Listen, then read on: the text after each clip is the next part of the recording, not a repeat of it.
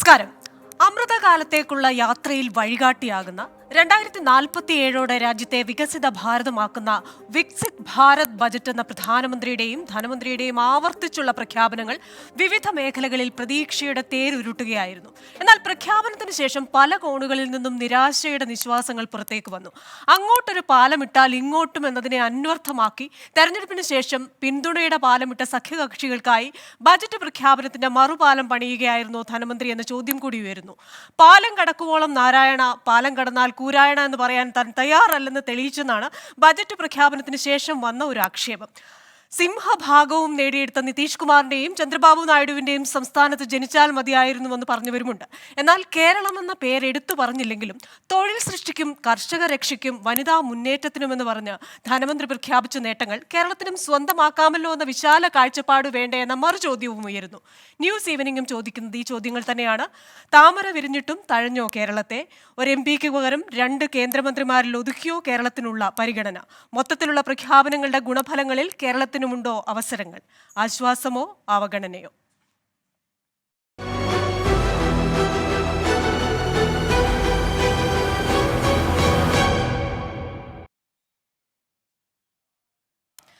ഇന്ന് ഈ പ്രത്യേക ബജറ്റ് ചർച്ചയിൽ അതിഥികളായി പങ്കെടുക്കുന്നത് മണി അനന്തശിവം, നികുതി വിദഗ്ധനാണ്, MP Ahammed, chairman Malabar group of companies, doctor A Sampath, CPIM-ന്റെ പ്രതിനിധിയാണ്, അഡ്വക്കേറ്റ് നാരായണൻ നമ്പൂതിരി, BJP-യുടെ പ്രതിനിധിയാണ്. ആദ്യം നമുക്ക് CPIM-ന്റെ പ്രതിനിധിയായ ഡോക്ടർ A സമ്പത്തിലേക്ക് പോകാം. ഡോക്ടർ A സമ്പത്ത്, ഈ ബജറ്റിനെ കുറിച്ച് കുറേ ആക്ഷേപങ്ങൾ ബജറ്റ് പ്രഖ്യാപനത്തിന് ശേഷം വന്നല്ലോ. അതായത് ഉദ്ദിഷ്ട കാര്യത്തിന് ഉപകാര സ്മരണ അല്ലെങ്കിൽ ഒരു പ്രത്യുപകാര ബജറ്റ് എന്നൊക്കെയുള്ള ആക്ഷേപങ്ങൾ വരുന്നുണ്ട്. അതേസമയം തന്നെ ഈ ബജറ്റിൽ യുവാക്കൾക്കും വിദ്യാർത്ഥികൾക്കും വനിതകൾക്കും ബഹിരാകാശ മേഖലയ്ക്കും ഒക്കെയായി നിരവധി പ്രഖ്യാപനങ്ങളുണ്ട്. സംസ്ഥാനങ്ങൾക്ക് ദീർഘകാലാടിസ്ഥാനത്തിൽ പലിശരഹിത വായ്പ പ്രഖ്യാപിച്ചിട്ടുണ്ട്. അപ്പോൾ ഇതിൻ്റെയൊക്കെ ഗുണഫലങ്ങൾ കേരളത്തിലുമാകാമല്ലോ. മുദ്രാ ലോണിൻ്റെ പരിധി കൂട്ടിയിട്ടുണ്ട്. അങ്ങനെ ഒരു ചോദ്യവും ഉയരുന്നുണ്ട്. ഏത് തരത്തിലാണ് ഈ ബജറ്റിനെ താങ്കൾ കാണുന്നത്?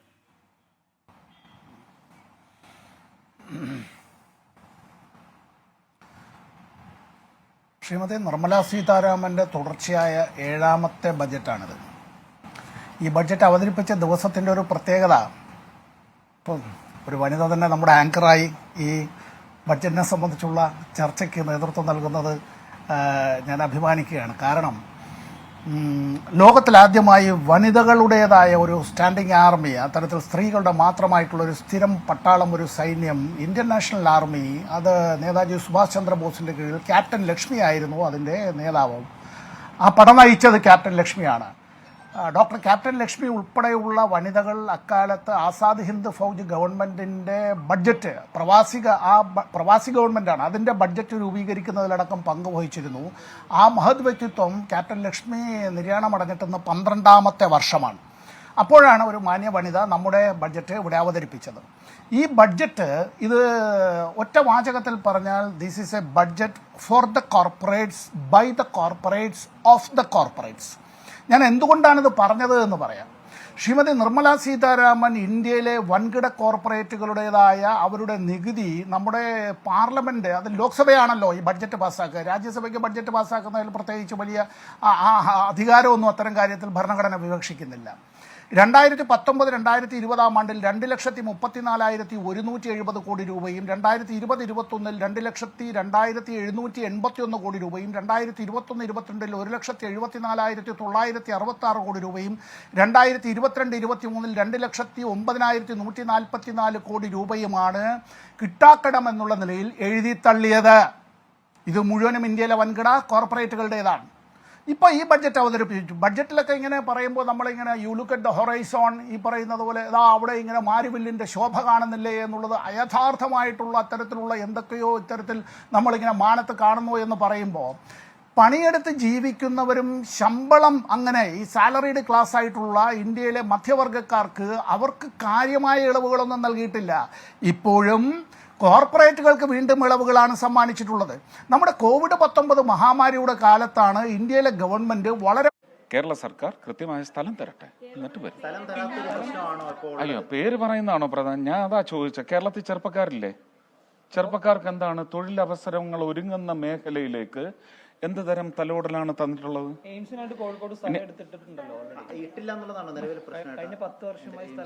എത്ര എടുത്തിട്ടുണ്ട്? ആണോ? അത്രയാണോ വേണ്ടത്? Thank you.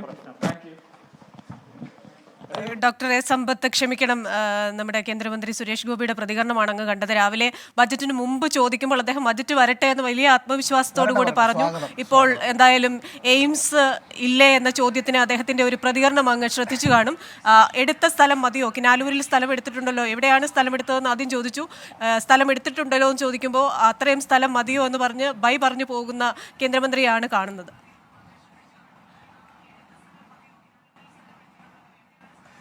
അല്ല, ഞാനിപ്പോൾ ഇതിലെ നമ്മൾ മലയാളം ചർച്ചയാണെങ്കിലും ഈ സായിപ്പിൻ്റെ ഭാഷയിലെ ഒരു ചൊല്ല് പറഞ്ഞോട്ടെ, എന്നോട് ദേഷ്യമൊന്നും തോന്നാൻ സാധ്യതയില്ല അദ്ദേഹത്തിന് എന്നുള്ള വിശ്വാസത്തിലാണ് ഞാനത് പറയുന്നത്. Many have eyes but do not see, many have ears but do not hear. അത് ഈ കണ്ണുള്ളവരെല്ലാം കാണണമെന്നില്ല, കണ്ടാലും കണ്ടതായി ഭാവിക്കില്ല.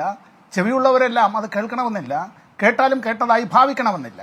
ഇവിടെ വാസ്തവത്തിൽ ഞാൻ ഈ പറഞ്ഞ കാര്യത്തിൽ ഇപ്പോൾ കോർപ്പറേറ്റുകൾക്കുള്ള നികുതികൾ അഭംഗുരം തുടരുകയല്ലേ. ഈ കോവിഡ്-19 മഹാമാരിക്ക് നമ്മൾ ആ കാലത്ത് കോർപ്പറേറ്റുകൾക്ക് നഷ്ടമുണ്ടായി എന്ന് പറഞ്ഞപ്പോൾ ആ നഷ്ടം അവർക്കുണ്ടായത് കൊണ്ട് കോർപ്പറേറ്റ് നികുതിയിൽ ഇളവ് ചെയ്തു ഇല്ലേ. ഈ നാട്ടിൽ തൊഴിലില്ലാതായവരോ എന്നേക്കുമായി തൊഴിൽ നഷ്ടപ്പെട്ടവരോ, അങ്ങനെ തൊഴിൽ നഷ്ടപ്പെട്ടവരുടെ വലിയൊരു പങ്ക് എന്നുള്ളത് നമ്മുടെ ഗ്രാമീണ മേഖലയിലെ സ്ത്രീകൾ തന്നെയല്ലേ. നഗരപ്രദേശങ്ങളിലെ സ്ത്രീകൾക്കും അത്തരത്തിൽ തൊഴിൽ നഷ്ടപ്പെട്ടില്ലേ. സ്ഥിരം ജോലിയില്ല, അതുകൊണ്ട് സ്ഥിരം കൂലിയില്ല, അതുകൊണ്ട് സ്ഥിരം വരുമാനമില്ല. അത്തരത്തിലുള്ള ആളുകൾ അങ്ങനെ അവരുടേതായിട്ടുള്ള സർവ്വകാല സമ്പാദ്യങ്ങൾ ഒലിച്ചു പോയില്ലേ. അവർക്കായി എന്താണ് ചെയ്യാനായി കഴിഞ്ഞത്? ഇവിടെ ഇപ്പോൾ നമ്മൾ ഈ പറഞ്ഞൊരു കാര്യത്തെ സംബന്ധിച്ച് ഞാൻ കേരളത്തിൻ്റെ വിഷയങ്ങളിലേക്ക് വരുന്നതിന് മുമ്പാണ് എൻ്റെ ചോദ്യം. നമ്മൾ ഇന്ത്യ ഗവൺമെൻറ് ഇപ്പോൾ അവരുടെ കയ്യിലുള്ള കണക്കാണ് ഞാൻ പറയുന്നത്. ഇന്ത്യയിലെ കോർപ്പറേറ്റുകളുടെ ലാഭം എന്നത് 4 മടങ്ങ് വർദ്ധിച്ചു കഴിഞ്ഞു. 4 മടങ്ങ് അല്ലേ? ഈ കഴിഞ്ഞ 4 കൊല്ലക്കാലത്തിനിടയിൽ 4 മടങ്ങാണ്. ക്വാഡ്രപ്പിൾഡ് എന്ന് പറയുമ്പോൾ എന്താ കോർപ്പറേറ്റ് ടാക്സിൽ വീണ്ടും വർധനമില്ലാത്തത്? അപ്പോൾ ഈ ഭാരം ആരുടെ മേലെ അടിച്ചു വയ്ക്കുന്നത്? ഇനി ഇതുമായി ബന്ധപ്പെട്ടൊരു കാര്യം ഞാൻ പറഞ്ഞോട്ടെ. നമ്മുടെ ഈ ഡെമോഗ്രാഫിക് ഡിവിഡൻഡ് എന്ന് പറയും, ജനസംഖ്യാശാസ്ത്രവുമായി ബന്ധപ്പെട്ടൊരു കാര്യമാണ്.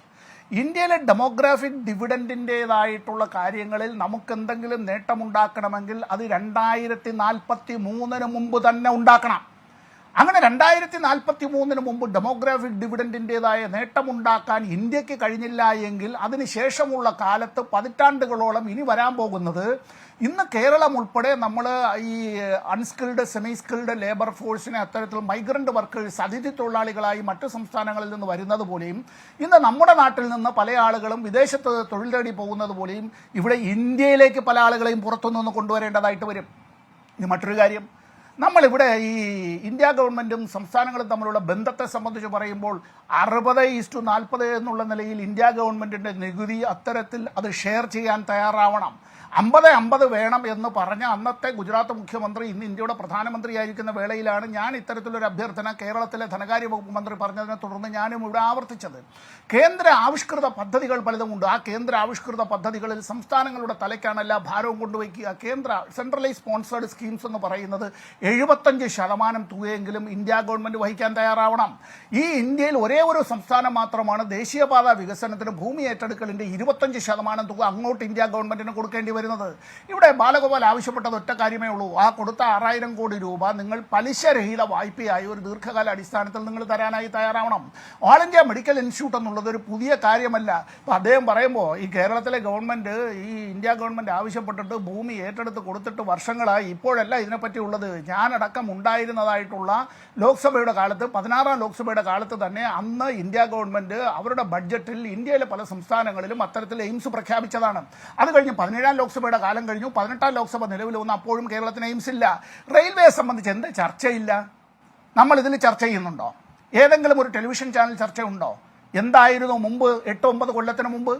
93 കൊല്ലത്തെ ഇന്ത്യൻ റെയിൽവേയുടെ ചരിത്രം, അങ്ങനെ ബഡ്ജറ്റിന് മുമ്പുള്ള പ്രീ ബഡ്ജറ്റ് ഡിസ്കഷൻ, ഇതുമായി ബന്ധപ്പെട്ട് മാധ്യമങ്ങളിലെ ചർച്ചകൾ, പൊതുജനങ്ങളുടേതായിട്ടുള്ള അവരുടെ അഭിപ്രായങ്ങൾ, പാർലമെന്റിൽ റെയിൽവേ ബഡ്ജറ്റിന്റെ പ്രത്യേക ചർച്ച എന്നുള്ളത് ഇല്ലാതായി.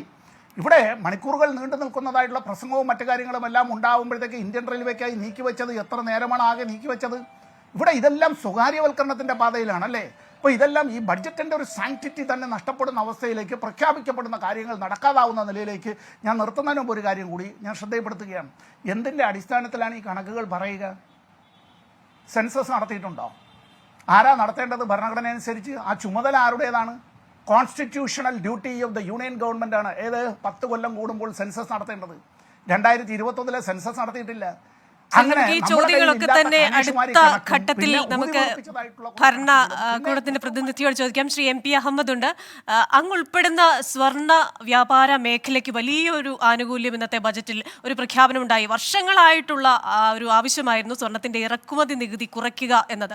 അപ്പോൾ എനിക്ക് തോന്നുന്നു ധനമന്ത്രി ഇന്ന് എടുത്തിട്ടുള്ളതിൽ വെച്ച് ഏറ്റവും പ്രധാനപ്പെട്ട തീരുമാനങ്ങളിൽ നിന്നും ഏറ്റവും ബോൾഡായിട്ടുള്ള ഒരു ഡിസിഷനുമാണത്. ഇതിന് ഈ പറയുന്നത് പോലെ ഒരു വെടിക്ക് രണ്ട് പക്ഷി എന്ന് പറയുന്നത് പോലെ സാധാരണക്കാർക്കുൾപ്പെടെ സ്വർണം വിലക്കുറവിൽ കിട്ടും എന്നുള്ളത് ഒരു പ്രത്യേകത.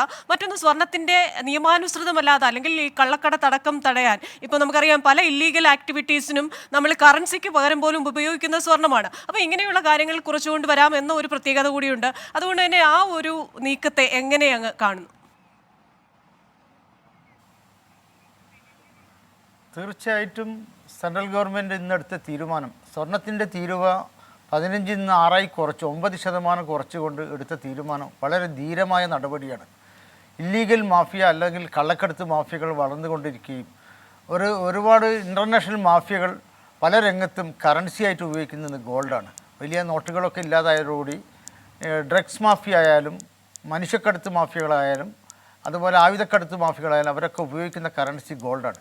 ഇത് തീരുവ ഇല്ലാതെ ഇന്ത്യയിലൊരു വലിയ ബിസിനസ്സായി വളർന്ന ഈ കാലഘട്ടത്തിൽ സ്വർണത്തിൻ്റെ തീരുവ എടുത്തുകൊണ്ട് കള്ളക്കടത്തിനെ നിരുത്സാഹപ്പെടുത്തുന്ന ഒരു വലിയൊരു രീതി, ഇല്ലീഗൽ ബിസിനസ്സിനെ നിരുത്സാഹപ്പെടുന്ന ഒരു വലിയൊരു രീതി സെൻട്രൽ ഗവൺമെൻറ് ഭാഗത്ത് നിന്ന് ഉണ്ടായിട്ടുണ്ട്. അതൊരു വലിയ ധീരമായ നടപടിയാണ്. ഇന്ന് തന്നെ 2000 രൂപ ഒരു പവൻ്റെ മോൾ കുറഞ്ഞു. ഇന്ത്യയിലെ ആൾക്കാർ സ്വർണത്തിൽ നിക്ഷേപമായി കാണുന്നു. ഒരു ഗിഫ്റ്റ് ആർട്ടിക്കിളാണ്, സ്വന്തം മക്കൾക്കും കുട്ടികൾക്കും ഗിഫ്റ്റാണ്. അതോടൊപ്പം തന്നെ ഒരു നിക്ഷേപമായിട്ട് ഗോൾഡിന് കാണുന്നുണ്ട്. ഇതിനെ വലിയ രീതിയിൽ നല്ല രീതിയിലേക്ക് ആക്കി മാറ്റാൻ ഈ പുതിയ നിബന്ധനകൾ ഉണ്ടായിട്ടുണ്ട്. ഇന്ത്യയിലെ ആൾക്കാർക്ക് വേണ്ടി തൊഴിൽ വർധനവും തൊഴിൽ സാധ്യതയും ഒരുപാട് വർദ്ധിപ്പിച്ച ഒരു രീതി എന്ന നിലയ്ക്ക് ഒരു നല്ല making India market the world എന്ന പുതിയ മുദ്രാവാക്യം ഇന്ത്യയിൽ നിർമ്മിക്കാനും വിദേശങ്ങളിൽ മാർക്കറ്റ് ചെയ്യാനുള്ള സംവിധാനങ്ങൾ, അതിന് വ്യവസായികൾക്ക് ഒരുപാട് പ്രോത്സാഹനം സെൻട്രൽ ഗവൺമെൻറ് ഭാഗത്തുണ്ടായിട്ടുണ്ട്. അതുപോലെ സ്കിൽ ഡെവലപ്മെൻറ്റിനും ഒരുപാട് കാര്യങ്ങൾ കാണുന്നുണ്ട്. ഇന്ത്യയിൽ ഏറ്റവും കൂടുതൽ തൊഴിലില്ലാത്ത യുവാക്കളാണ്. അവർക്ക് തൊഴിൽ കൊടുക്കുക എന്നുള്ളതാണ് സെൻറ്ററിൻ്റെ ആയാലും സ്റ്റേറ്റിൻ്റെ ആയാലും ഗവൺമെൻറ്റുകളുടെ ഉത്തരവാദിത്വം. അതിനുള്ളൊരു ഫസ്റ്റ് സ്റ്റെപ്പ് നല്ല രീതിയിൽ കാണുന്നു.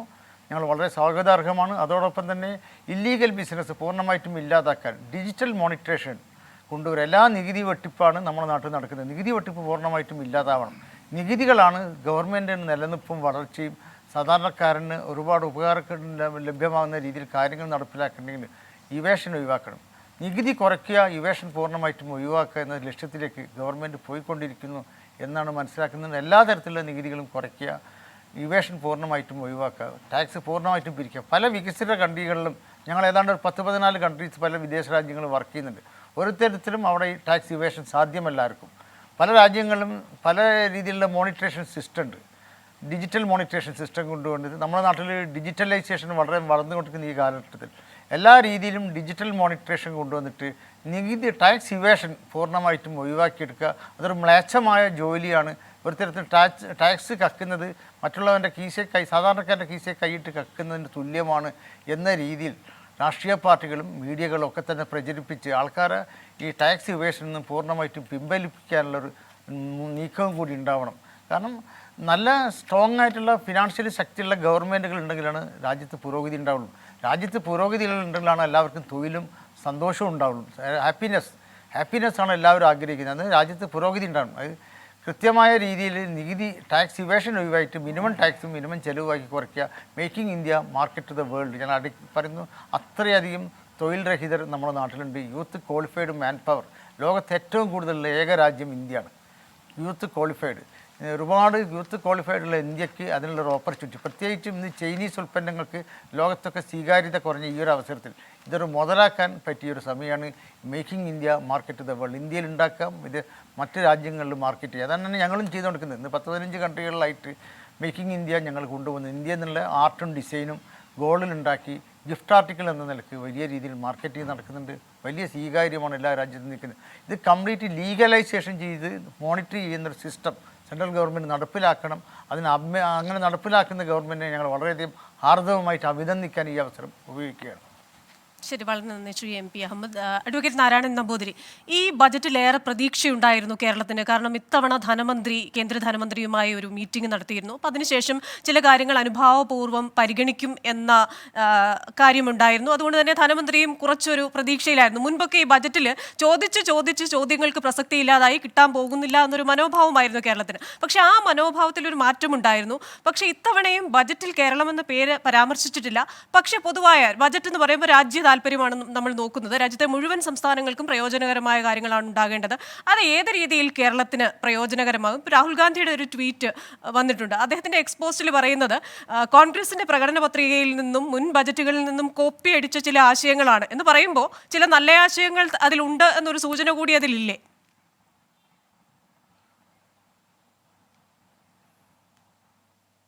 അല്ല, അത്രയെങ്കിലും അംഗീകരിക്കുന്നുണ്ടല്ലോ. അത് ഇനിയിപ്പോൾ ബജറ്റ് ചർച്ചയ്ക്ക് വരുമ്പോൾ ചർച്ച കൂടാതെ പാസ്സാക്കിയാൽ മതി. രാഹുൽ ഗാന്ധി അവിടെ ബജറ്റ് ചർച്ച തടസ്സപ്പെടുത്താതിരിക്കട്ടെ അതിൻ്റെ പേരിലെങ്കിലും. ഞാനതേ അതിനെക്കുറിച്ച് പറയുന്നുള്ളൂ. പിന്നെ ഈ ഞങ്ങളുടെ പ്രകടന പത്രികയിൽ പറയുന്ന കാര്യങ്ങൾ എന്നൊക്കെ പറഞ്ഞു കഴിഞ്ഞാൽ അവർ ഭരണത്തിലിരിക്കുന്ന സംസ്ഥാനങ്ങളിലെങ്കിലും നടപ്പിലാക്കാം. ഈ ദക്ഷിണ ഭാരതത്തിലെ ഏറ്റവും സുശക്തമായ സമ്പന്നമായ ഒരു സംസ്ഥാനമായിരുന്നു കർണാടകം. ഇപ്പോൾ കഴിഞ്ഞ 1.5 വർഷത്തെ ഭരണം കൊണ്ട് അത് കുത്തുപാള എടുത്തിരിക്കുന്നു. അതവിടെ നിൽക്കട്ടെ. ഞാൻ ബഹുമാനപ്പെട്ട സമ്പത്ത് അദ്ദേഹം കുറേ കാര്യങ്ങൾ പറഞ്ഞു. ഞാൻ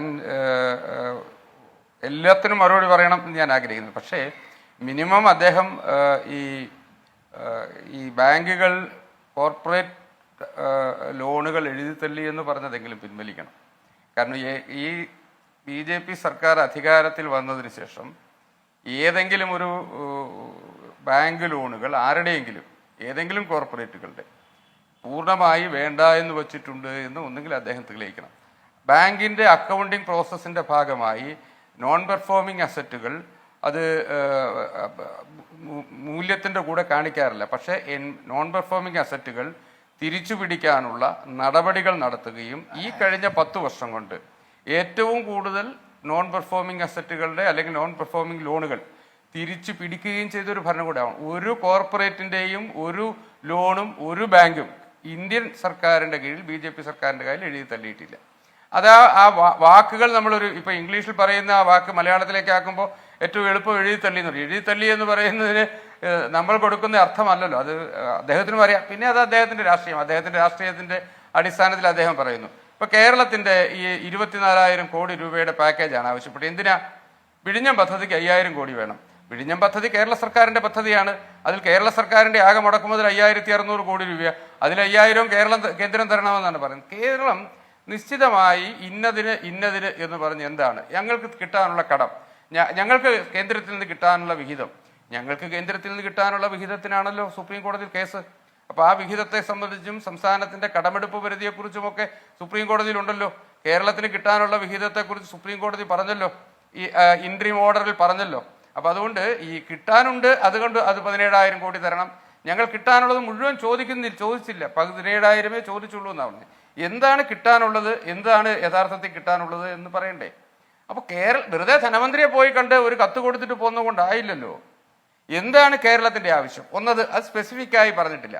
2 എയിംസ് ഈ ബജറ്റിൽ ഈ കഴിഞ്ഞ കാലങ്ങളായി അത്തരം പ്രഖ്യാപനങ്ങളൊന്നും ബജറ്റിലല്ല വരുന്നത്. ബജറ്റ് ഈ GST വന്നതിന് ശേഷം നികുതി ഘടനയിൽ വാണിജ്യ നികുതി അടക്കമുള്ള കാര്യങ്ങൾ തീരുമാനിക്കുന്നത് സംസ്ഥാനങ്ങൾ കൂടി ചേരുന്ന GST കൗൺസിലായതോടുകൂടി ബഡ്ജറ്റ് ഒരു നയപ്രഖ്യാപനമായി മാറുകയാണ്, ഒരു ദിശാസൂചികയാണ്. ആ ദിശാസൂചികയിൽ എന്താ? കേരളം അടക്കുന്ന പ്രദേശത്തെ കാർഷിക മേഖലയിൽ 1,52,000 കോടി രൂപ കാർഷിക മേഖലയുടെ വികസനത്തിനായി, അത് നാച്ചുറൽ ഫാമിങ്ങിനടക്കം കാർഷിക മേഖലയ്ക്ക് മാറ്റിവെക്കുന്നു. 3,000 കോടി രൂപ കേരളത്തിലെ വനിതകൾ അടങ്ങുന്നവർക്ക് 3,000 കോടി രൂപയുടെ പദ്ധതി നടപ്പിലാക്കുന്നു. കേരളത്തിലെ യുവജനങ്ങൾ സ്കിൽ ഇന്ത്യ എന്ന് പറയുന്ന പദ്ധതി പ്രകാരം 1 കോടി ചെറുപ്പക്കാർക്ക് കോർപ്പറേറ്റ് കമ്പനികളിൽ അപ്രന്റീസായി ജോലി ചെയ്ത് 1 വർഷം ജോലി ചെയ്യാൻ 5,000 രൂപ വെച്ച് സർക്കാർ സ്റ്റൈപ്പൻഡ് കൊടുക്കുന്നു. മറ്റൊരു പദ്ധതി പ്രകാരം MSMEയിൽ പുതിയതായി ജോലി പ്രവേശിച്ച് എംപ്ലോയ്മെന്റ് പ്രൊവിഡന്റ് ഫണ്ടിൽ രജിസ്റ്റർ ചെയ്യുന്നവർക്ക് ഒരു മാസത്തെ ശമ്പളം 10 കണക്കിൽ 1 ലക്ഷം രൂപയിൽ താഴെ ശമ്പളം വാങ്ങുന്ന പുതിയ ജോലിക്കാർക്ക് 5000 രൂപ കൊടുക്കുന്നു. അങ്ങ് പറഞ്ഞത് ഇതെല്ലാം സമ്മതിക്കുന്നു, ഈ തൊഴിൽ ബന്ധിത ആനുകൂല്യം ഇതൊക്കെ ഉണ്ട്. പക്ഷെ എന്ന് പറഞ്ഞാൽ പോലും ഈ പ്രധാനമന്ത്രി തന്നെ പറഞ്ഞതാണ് ലോകത്തിലെ ഏറ്റവും മനോഹരമായ പ്രദേശങ്ങളിൽ ഒന്നാണ് കേരളമെന്ന്. അപ്പോൾ പ്രധാനമന്ത്രി തന്നെ ഈ തൃപ്രയാർ രാമക്ഷേത്രവും ഗുരുവായൂർ അമ്പലവും ഒക്കെ വന്നപ്പോൾ പിൽഗ്രിമേജ് ടൂറിസം ആ ഒരു മാപ്പിൽ കേരളത്തിന് എന്തെങ്കിലും ഒന്ന് പ്രഖ്യാപിക്കും എന്ന് നമ്മൾ പ്രതീക്ഷിച്ചു. എന്തുകൊണ്ട് കേരള ടൂറിസം, നമ്മുടെ ടൂറിസം മന്ത്രിയെ നമ്മൾ കൊടുത്തു. അപ്പോൾ ഈ 2 മന്ത്രിമാരേ ഉള്ളൂ എന്നൊരു സൂചനയാണോ? മന്ത്രിമാർക്കപ്പുറമായിട്ട് ഇതിന്റെ ആ വകുപ്പിന്റെ വികസനത്തിന് വേണ്ടിയിട്ട് അല്ലെങ്കിൽ ആ വകുപ്പുമായി ബന്ധപ്പെട്ട കാര്യങ്ങളുടെ വികസനത്തിന് വേണ്ടിയിട്ടൊന്നും ഇല്ല എന്നാണോ?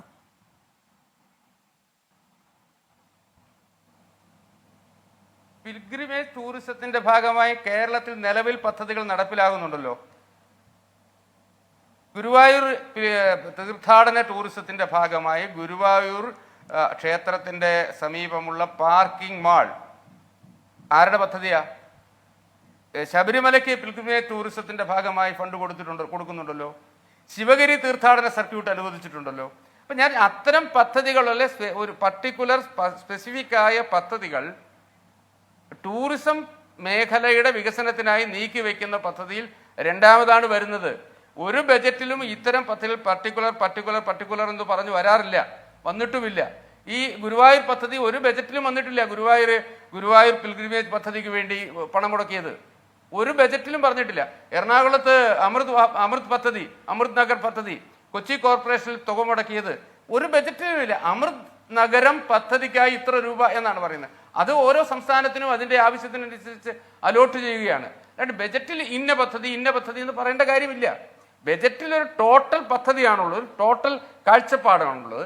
ആ കാഴ്ചപ്പാടിന് ഇത്ര രൂപ ഇന്ന എന്തായാലും അത്തരത്തിൽ ബജറ്റ് പ്രഖ്യാപനങ്ങൾ ഉണ്ടെങ്കിൽ നല്ലത്. പക്ഷേ ആ ടൂറിസം മന്ത്രി പോലും അത്രയും ആത്മവിശ്വാസത്തോടു കൂടി അങ്ങനെ ഒരു പ്രഖ്യാപനം ഉണ്ടാകും, നിങ്ങൾ കാത്തിരിക്കൂ എന്ന് പറയുന്നതിന് പകരം അദ്ദേഹം പോവുകയാണ് ചെയ്ത്.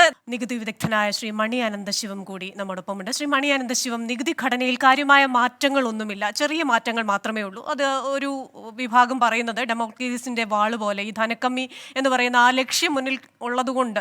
പക്ഷെ നമുക്ക് ഈ പറയുന്നത് പോലെ RBIയുടെ ഡിവിഡൻഡ് 2.11 ലക്ഷം കോടി ഉണ്ടായിരുന്നു. അതേപോലെ തന്നെ നികുതിയിതര വരുമാനമൊക്കെ വലിയ തോതിൽ വർദ്ധിച്ചിട്ടുണ്ട്. പക്ഷെ എന്നാലും ഒരു കൈവിട്ട കളിക്ക് ധനമന്ത്രി അവിടെ തയ്യാറായിട്ടില്ല. അപ്പോൾ ഈ നികുതിയെക്കുറിച്ച് പറയുമ്പോൾ അതിനും അപ്പുറമായി ആദായ നികുതി ആക്ടിലുള്ള ഒരു പരിഷ്കാരം, അതും വളരെ വർഷങ്ങൾ കൊണ്ടുള്ള ആവശ്യമാണ്. 6 മാസത്തിനുള്ളിൽ അത്തരത്തിലൊരു പരിഷ്കാരം വരുമെന്നൊരു പ്രഖ്യാപനം ഉണ്ടായി. ഇത്തരത്തിൽ ആദായ നികുതി ആക്ടിൽ ഒരു പരിഷ്കാരം വന്നാൽ അത് എത്രത്തോളം ഗുണകരമാകും? മൊത്തത്തിൽ നമ്മൾ ആ നികുതി പ്രഖ്യാപനങ്ങൾ നോക്കിയാൽ അത് ഏത് തരത്തിൽ സമ്പദ് വ്യവസ്ഥയ്ക്ക് ഉപകാരപ്രദമാകും? അല്ലാത്ത പ്രഖ്യാപനങ്ങളുണ്ടോ അതിൽ?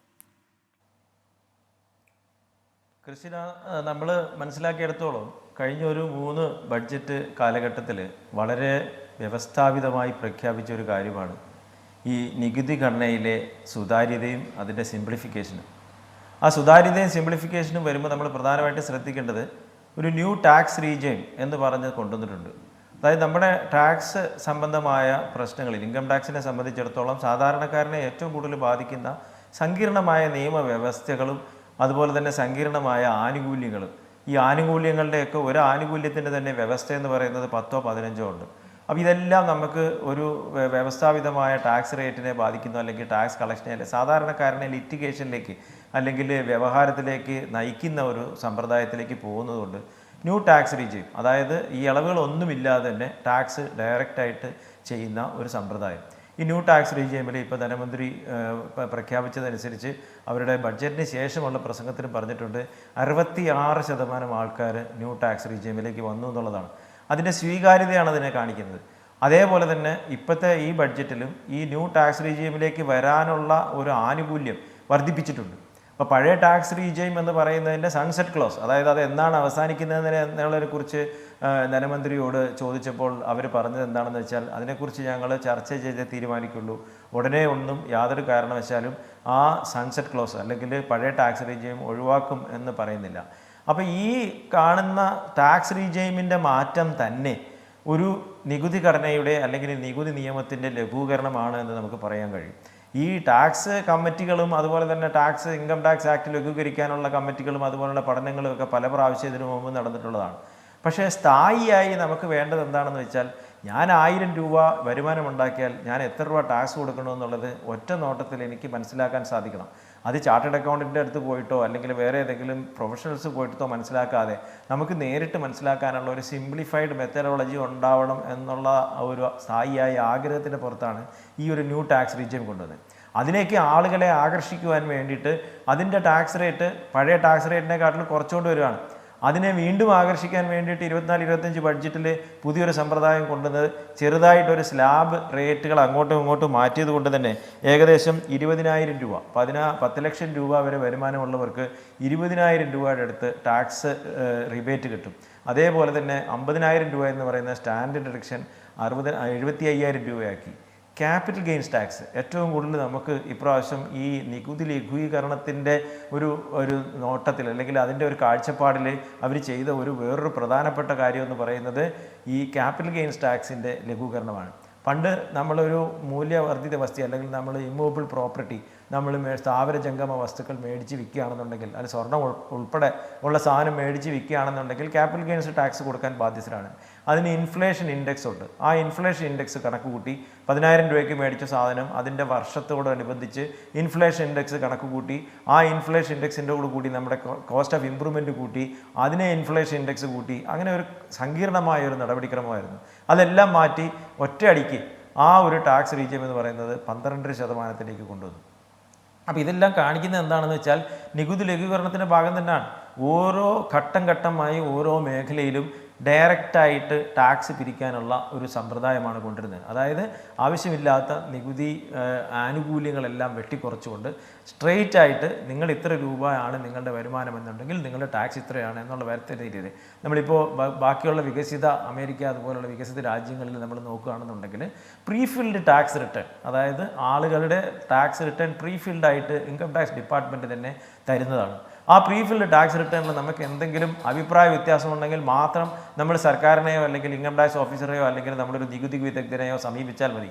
ആ പ്രീഫിൽഡ് ടാക്സ് റിട്ടേൺ നമ്മൾ ഓക്കെ ആണെന്നുണ്ടെങ്കിൽ നമ്മുടെ ബാങ്ക് അക്കൗണ്ട് കൊടുത്തിട്ട് നമ്മൾ ഒരു ക്ലിക്ക് ചെയ്ത് കഴിഞ്ഞാൽ ആ ബാങ്ക് അക്കൗണ്ടിൽ നിന്ന് ഇൻകം ടാക്സ് പോകും. നമ്മുടെ ആ ഇൻകം ടാക്സ് റിട്ടേൺ എന്ന് പറയുന്ന ആ ഒരു സമ്പ്രദായം അല്ലെങ്കിൽ ആ ഒരു സങ്കീർണമായ പ്രൊസീജിയർ ഒരു ക്ലിക്കോടുകൂടി അവസാനിക്കുന്നു. ഇതാണ് ഭാവിയിൽ ലക്ഷ്യമിടുന്നത് എന്നുള്ളതിൻ്റെ ഒരു മുന്നോടിയായിട്ടാണ് ന്യൂ ടാക്സ് റീജിയം കൊണ്ടുവന്നതും അതുപോലെ തന്നെ ക്യാപിറ്റൽ ഗെയിൻസിൻ്റെ ടാക്സ് ഒഴിവാക്കിയതും. പിന്നെ ടാക്സിൻ്റെ കാര്യത്തിൽ നമുക്ക് പറയാനുള്ളത് ഒരു ദൂരവ്യാപകമായ ഒരു വളരെ ആത്മാർത്ഥമായ ദൂരവ്യാപകമായ ഒരു മാറ്റമാണ്. അതായത് ഷോർട്ട് ടേം ക്യാപിറ്റൽ ഗെയിൻസും ഫ്യൂച്ചേഴ്സ് ആൻഡ് ഓപ്ഷൻസ് നമ്മുടെ ചെറുപ്പക്കാരായിട്ടും ഒരുപാട് റിട്ടയർ ചെയ്ത ആൾക്കാർ വളരെയധികം പൈസ ഇപ്പോൾ ഷെയർ മാർക്കറ്റിൽ ഇൻവെസ്റ്റ് ചെയ്യുന്നുണ്ട്.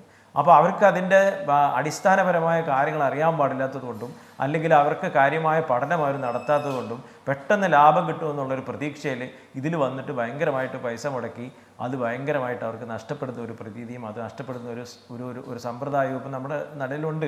ഒരുപാട് പേർക്ക് പൈസ നഷ്ടപ്പെട്ടിട്ടുണ്ട്. എൻ്റെ തന്നെ അനുഭവത്തിൽ ഒരുപാട് റിട്ടയർ ചെയ്ത ആൾക്കാർക്ക് അവരുടെ മുഴുവൻ പൈസ നഷ്ടപ്പെട്ടൊരു സാഹചര്യമുണ്ട്. ഇതിനെ ഒന്ന് കർബ് ചെയ്യാം. സർക്കാരിൻ്റെ ഭാഗത്ത് നിന്ന് ഇതിനെ കർബ് ചെയ്യാനായിട്ട് നികുതി ഘടനയിലൂടെ മാത്രമേ സാധിക്കുകയുള്ളൂ. അത് കർബ് ചെയ്യാനായിട്ട് ഷോർട്ട് ടേം ക്യാപിറ്റൽ ഗെയിൻസ് എന്ന് പറയുന്നത് 15% എന്ന് പറയുന്നത് 20% ആക്കി. അതായത് ഫിനാൻഷ്യൽ ക്യാപിറ്റൽ അസറ്റ്, അത് നമ്മുടെ ഷെയർ അതുപോലുള്ള സാധനങ്ങൾ വിൽക്കുന്നതിൻ്റെ ടാക്സ് 5% കൂട്ടുന്നതോടൊപ്പം തന്നെ നമ്മൾ സ്പെക്കുലേഷൻ അല്ലെങ്കിൽ നമ്മുടെ ഫ്യൂച്ചേഴ്സ് ആൻഡ് ഓപ്ഷൻസ് ട്രേഡ്, അതായത് നമ്മുടെ സ്പെക്കുലേറ്റീവ് ട്രാൻസാക്ഷൻ്റെ ടാക്സ്, സെക്യൂരിറ്റീസ് ട്രാൻസാക്ഷൻ ടാക്സ് അതും വർദ്ധിപ്പിച്ചിട്ടുണ്ട്. അതോടൊപ്പം തന്നെ അവർ അതിൽ ഭയങ്കരമായിട്ടൊരു റവന്യൂ അതിൽ പ്രതീക്ഷിക്കുന്നുണ്ട്. പിന്നെ അടുത്തതായി ടാക്സിൽ കൊണ്ടുവന്ന ഏറ്റവും വലിയ ഒരു ശ്ലാഘനീയമായ ഒരു മുന്നേറ്റം എന്ന് പറയുന്നത് ബാക്ക്ലോഗുകളുള്ള അപ്പീലുകൾ തീർക്കുവാനായി ഇതിനു മുമ്പ് 2019-ലും 2020-ലുമൊക്കെ വിവാദ് സെ വിശ്വാസ് സ്കീം എന്നുള്ള ഒരു സ്കീം ഉണ്ടായിരുന്നു. അത് പുതിയതായി വിവാദ് സെ വിശ്വാസ് സ്കീം 2024 എന്നുള്ള ഒരു പേരിൽ പറഞ്ഞത് ശരിയാണ്. എന്തായാലും അപ്പീലുകൾക്കുള്ള ആ തുക കൂട്ടിയതുകൊണ്ട് സർക്കാരിന്റെ ഭാഗത്തു നിന്നായാലും ഈ തർക്കം നടത്തുന്ന ആളിന്റെ ഭാഗത്തു നിന്നായാലും അപ്പീൽ കൊടുക്കാനൊന്നും മടിക്കും. അത്തരത്തിലുള്ള തർക്കങ്ങൾ കുറച്ചു കൊണ്ടുവരാൻ ആകും എന്ന രീതിയിലായിരിക്കാം ആ പ്രഖ്യാപനം. അതേപോലെ തന്നെ ഈ പറഞ്ഞതുപോലെ ചെറുപ്പക്കാരാണെങ്കിലും അവരെ ഓഹരി വിപണിയിൽ നിന്ന് മാറണം എന്ന നിശ്ചയത്തോടു കൂടെ നടത്തിയ ഒരു പ്രഖ്യാപനം. അതേസമയം പഠിച്ചു ചെയ്യുന്നവർക്ക് അതൊരു തടസ്സമാകുമോ എന്ന ചോദ്യം നിലനിൽക്കുന്നു. സമയപരിമിതിയുണ്ട്. അതുകൊണ്ട് ഈ ചർച്ച ഇവിടെ പൂർണ്ണമാവുകയാണ്. വളരെ നന്ദി ഈ ചർച്ചയിൽ പങ്കെടുത്തതിന് ഡോക്ടർ എസ് സമ്പത്ത്, അഡ്വക്കേറ്റ് നാരായണൻ നമ്പൂതിരി, ശ്രീ MP അഹമ്മദ്, ശ്രീ മണി അനന്തശിവം. ഈ സ്പെഷ്യൽ ബജറ്റ് ചർച്ച ഇവിടെ പൂർണ്ണമാവുകയാണ്.